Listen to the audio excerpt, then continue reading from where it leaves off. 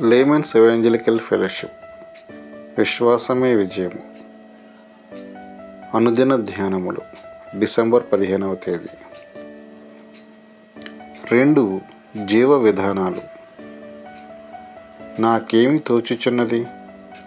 కైసరుకు పన్నునిచ్చుట న్యాయమా కాదా? మాతో చెప్పుము. మత్తయి సువార్త 22వ అధ్యాయము 17వ వచనం. దేవునిని కైసరుని కలిపినట్లయితే మనము తప్పైన తీర్పు తీరుస్తాము మరియు మన భక్తి సులభంగాను తప్పైన భక్తిగాను ఉంటుంది. అవి రెండును వ్యత్యాసమైన జీవన విధానాలు. కైసరు యొక్క రాజ్యము ప్రస్తుతము ఉన్న దయ్యములచే పరిపాలించబడుచున్న రాజ్యం. పరిశుద్ధాత్మ లోతైన దేవుని కార్యాలను అక్కడ బోధించలేడు. దేవుని ఆత్మ ద్వారా నడిపించబడు రాజ్యమే దేవుని రాజ్యము మరియు అక్కడ అతీతమైన శక్తులు పనిచేస్తూ ఉంటాయి.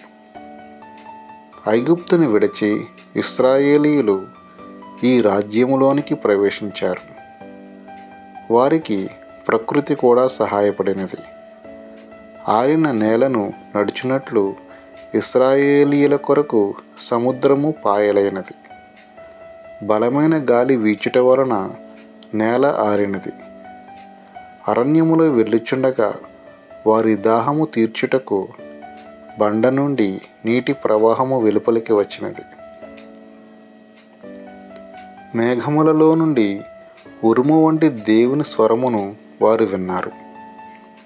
అదంతా ఒక కొత్త విచిత్ర ప్రపంచము వలె ఉండినది. ఈ రాజ్యములోనికి ప్రవేశించిన ఒక క్రైస్తవుడు దేవుని మాటలను వింటూ నడిపించబడతాడు. మీరు కుడి తట్టైనను ఎడమ తట్టైనను తిరిగినను ఇదే త్రోవ, దీనిలో నడువుడి అని నీ వెనుక నుండి ఒక శబ్దము నీ చెవులకు వినబడును.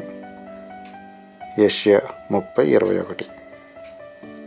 నీవు దేవుని రాజ్యంలోనికి వచ్చినప్పుడు ఆకాశము తెరవబడుటయు దేవదూతలు దేవుని యొద్ద నుండి ఎక్కుచూ దిగుచూ ఉండుట నీవు చూచెదవు. లోతైన దీనత్వముతో కూడిన నీతి అక్కడ ఉంటుంది. కైసరు రాజ్యములోనైతే ఖడ్గముతో బలవంతముగా పనులు చేయించుదురు. దేవుని రాజ్యములో ప్రేమతో పనులు జరుగుతాయి. ప్రేమ అనునదియే అన్నిటికన్నా మించిన శక్తి. ఈ పై రెండింటినీ కలుపవద్దు. కైసరు రాజ్య సంబంధం తెంచుకొని మన సహవాసము వెలుపలికి రావాలి. డబ్బు కొరకు మనం పని కానీ సేవ కానీ చేయకూడదు. పేదలుగా ఉండుటకు ఇష్టపడదాము. దేవుని కొరకు పని చేద్దాము. చివరకు హింస వచ్చినా సరే దేవుని కొరకు అనుభవిద్దాము. పై రాజ్యాలను కలిపి రెండింటికి సేవ చేయకూడదు. దేవుని రాజ్య పనిలో ఆత్మీయ శక్తి కలిగి ప్రేమ, ఆత్మీయ గ్రహింపుతో వాక్యాన్ని గ్రహించుకుంటూ ముందుకు సాగాలి. అవే మనకు ఉండవలసిన పరలోకపు ఆయుధాలు.